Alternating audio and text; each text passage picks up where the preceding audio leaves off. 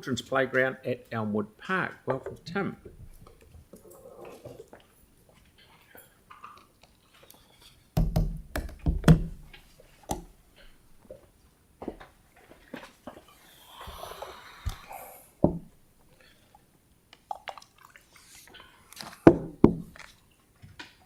Thank you, Mr. Mayor, councillors. Appreciate your time. My name is Tim McGoldrick. I am a father of 2 young boys, live in Strohan. Local parks and playgrounds, as I'm sure you'll agree, are fundamental for communities, and living in a high-density residential area like Strohan, one would expect that adequate facilities are available. Strohan is home to hundreds of young families and certainly has a focus on schools and recreational areas. I started a petition 3 weeks ago with the hope of revitalising the Elmwood Park playground. I've knocked on approximately 120 doors and I've spoken to several business owners in the area. My knock to sign ratio has been well over 90%.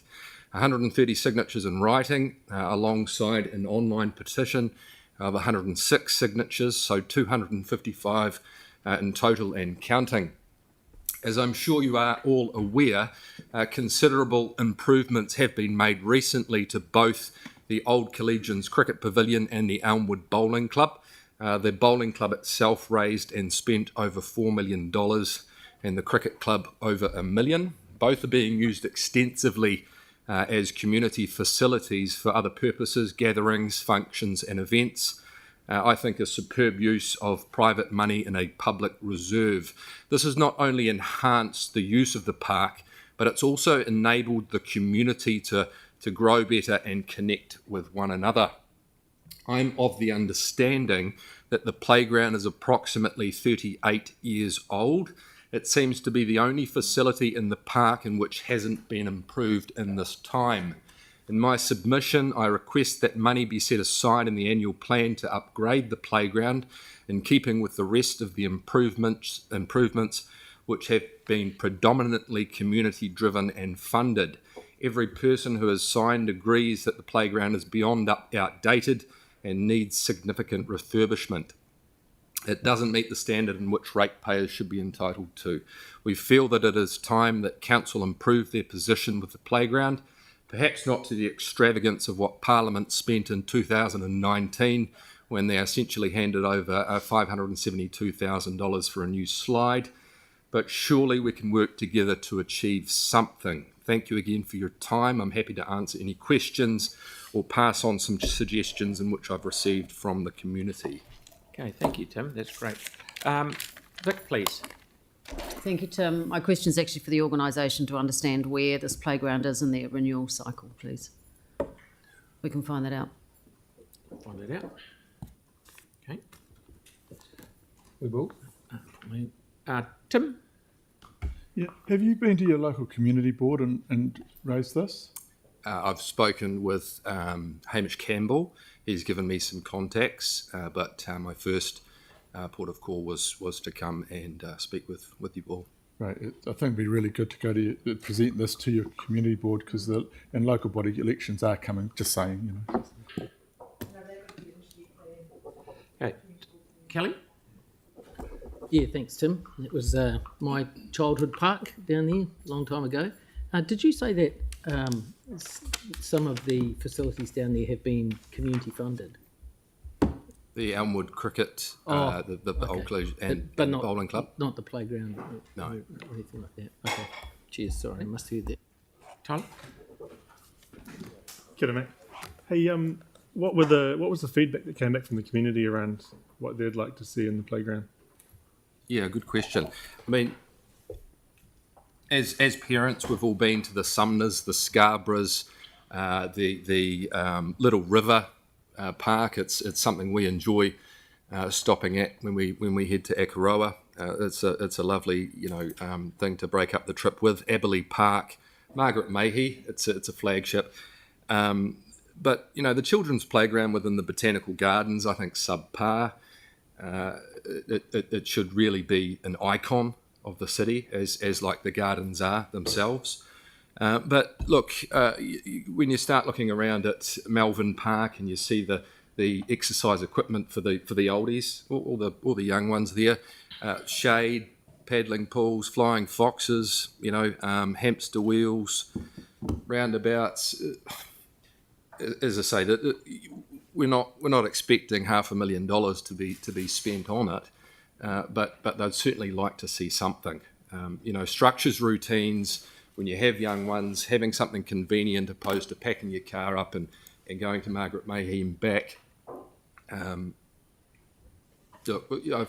fielded emails from young guys saying, look, I'm a landscape architect now living in Auckland. I grew up with Elmwood Park. I'm happy to contribute my time for nothing. Is it something that we need to crowd fund? I just see what council has done elsewhere and think, well, it's been neglected. Pauline? Thank you. I was actually going to ask the same question that Councillor Scandrick did, but that is a good starting point to your community board, and they will get it into their community plan and undertake all the consultation, etc. from there. So you need to go there. And just another reminder, but you've got to start somewhere, and you're starting now, and I think that's a really good thing to do. It will take a long time. Money will have to be found, and you have to consult and all that, but it's a starting point now, so good on you. So that's all I wanted to say, but go to your community board. Thank you. And you can do a public forum there, like at the start of any meeting for 5 minutes, and then they can pick up the project if there's a will to do that. Okay. Thanks. Sam? Disagree slightly with Pauline in that Tim has gone and collected a petition of a couple hundred people and has chosen to come to the annual plan of the council to make a submission and raise it here. So I think it's good to get the advice that you've requested, but the other thing I think would be helpful if we can add it to the actions is for perhaps Tim on behalf of the group to meet with like Rupert and Andrew Rutledge as well, because if you've drawn up 120 houses and there's a heap of people that are interested in this, we can definitely reiterate it from a community board point of view, but we just don't want to layer it in processes. So if we could add that to the actions, please. Shortcut it a bit and get the right people in front. Yeah. James? I think Sam's pretty much stole my thunder. Totally agree that this is the appropriate place for it. The budgets are set by the council, so well done, Tim. You've come to the right place, and the council can allocate that budget based on the good work that you've done. I was also going to mention the names that Sam did. The only other thing that I would say, and it's a question for you, Tim, is just anecdotally, how do you find the usage of this playground, compared to other playgrounds both in the area and the city? Yeah, good question. Extremely well used. We live within St Andrew's Square, so it's a bit of a thoroughfare for a lot of people coming and going. But also families from Heaton Street and Merivale.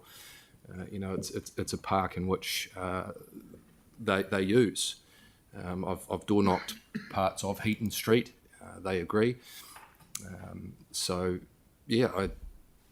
As far as I'm aware, Jamie, we see all ages, all stages, grandparents,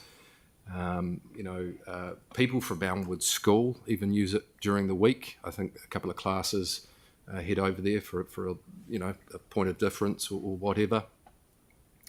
Yeah, Okay, that's good. You're all done, James. Sarah, please. Thanks. Like Kelly, it was my local as a kid too. Two quick things. There may already be in the program, so finding out that will be really good, and then we can see where it sits in the program.